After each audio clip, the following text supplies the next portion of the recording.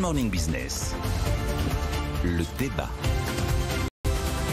Et ce matin, Nicolas Dezan revient sur ces prêts participatifs. C'est 20 milliards d'euros pour 10 000 entreprises. Le dispositif est dévoilé ce matin par Bruno Le Maire. Est-ce que ça va suffire? Est-ce que ça va permettre aux entreprises de se remettre à investir? D'après les projections qui avaient été faites par certains économistes, notamment exprimées aux rencontres d'Aix-en-Provence du Cercle des économistes, là on est sur 20 milliards, donc 6 milliards garantis par l'État, une enveloppe de 20 milliards au global, distribuée par des banques commerciales, mais venant des assureurs, distribuée par des sociétés de capital investissement.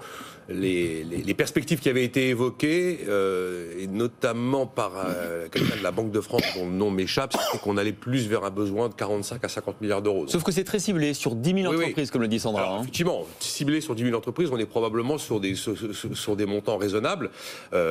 Très bien, il faut le faire. Ah oui. C'est le nerf de la guerre, on le sait. Les fonds propres, c'est le nerf de la guerre. Les quasi-fonds propres. Le schéma qui a été mis en place est intelligent. C'est de la vraie économie quand même, avec une vraie compréhension de ce qui est un tissu productif.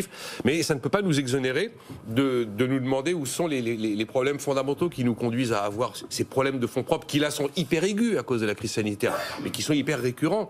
Et en fait, on est toujours devant des problèmes structurels bien franco-français, bien tricolores, qui expliquent pourquoi est-ce qu'on est devant la nécessité à nouveau de faire intervenir l'État, une fois de plus l'État. Alors après les PGE, voici les PPSE, les prêts participatifs soutenus par l'État. Et pourquoi on n'arrive pas à trouver l'argent d'une autre manière? On a la fiscalité du capital qui reste la plus élevée d'Europe, même si elle a été abaissée par Emmanuel Macron à son arrivée. Mais elle reste la plus élevée d'Europe.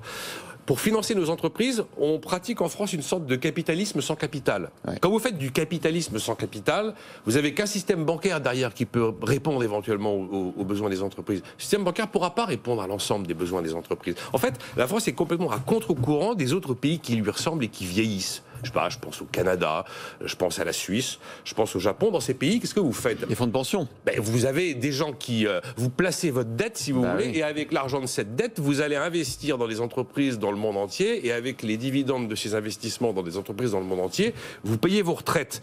Nous, en France, on fait l'inverse. Voilà. On n'a pas, si vous voulez, d'épargne en capital, et donc on vend nos entreprises au reste du monde et on ne paye pas nos retraites.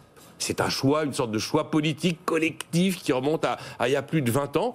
Et donc le capital que vous n'avez pas, vous allez le chercher à l'extérieur et vous l'importez.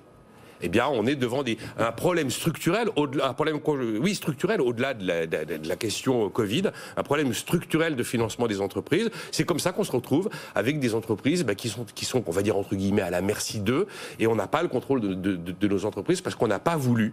On n'a pas voulu mettre en place des dispositifs d'épargne en capital massifs. Alors c'est bien de vouloir un capitalisme français, un capitalisme local et un capitalisme responsable. C'est bien d'avoir des ambitions, mais face à des ambitions, il faut des moyens. Et on n'a jamais voulu se donner les moyens. Jean-Marc Daniel, c'est prêt participatif pis-aller ou martingale?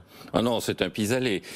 Écoutez, considérer que l'État est la solution pour le financement de l'économie, c'est une aberration intellectuelle. C'est-à-dire qu'il y a des banques pour ça, il y a des compagnies d'assurance. En l'occurrence, c'est les assureurs qui vont mettre les 20 milliards. Exactement, il y a des compagnies d'assurance. On multiplie les règles prudentielles, on fait une politique monétaire qui ne rémunère pas le capital, et après on est surpris qu'on manque de financement. Écoutez, il faut laisser vivre les banques, il faut laisser vivre les compagnies d'assurance, il faut faire en sorte qu'effectivement le capitalisme retrouve sa vocation. Mais pardon Jean-Marc, générer du capital, générer de l'épargne. Mais en l'occurrence ce sont bien les assureurs qui vont mettre les 20 milliards sur la table. D'ailleurs on sera avec la Maïf à 8h15. Finalement ce que fait l'État, c'est juste d'apporter une garantie de 30% sur les prêts participatifs.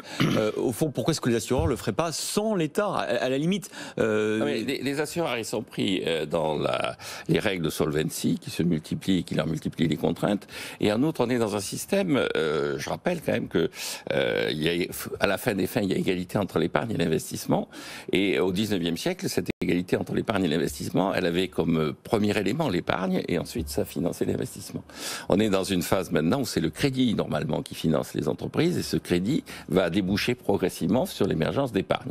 Là aussi, comme disait Philippe Martin, on ne plaisante pas avec les identités comptables. À la fin des fins, l'épargne est suscitée par le crédit. Autrefois, c'était l'épargne qui suscitait le crédit. Maintenant, pourquoi est-ce que les banques ne sont pas au rendez-vous? Bah oui, parce qu'elles prêtent à l'État. Parce qu'elles prêtent à l'État, parce qu'elles sont prises dans des règles prudentielles, avec des obligations qui sont de plus en plus contraignantes, et avec en face un État, et elles prêtent à l'État avec cette idée que de toute façon, à la fin des fins, s'il y a le moindre problème, elles enverront tout ça à la Banque centrale. Donc je pense qu'il y a 3 choses à faire.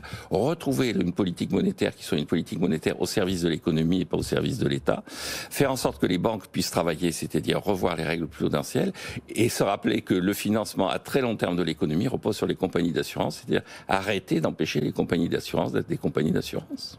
Merci Jean-Marc Daniel, Nicolas Dose, très clair.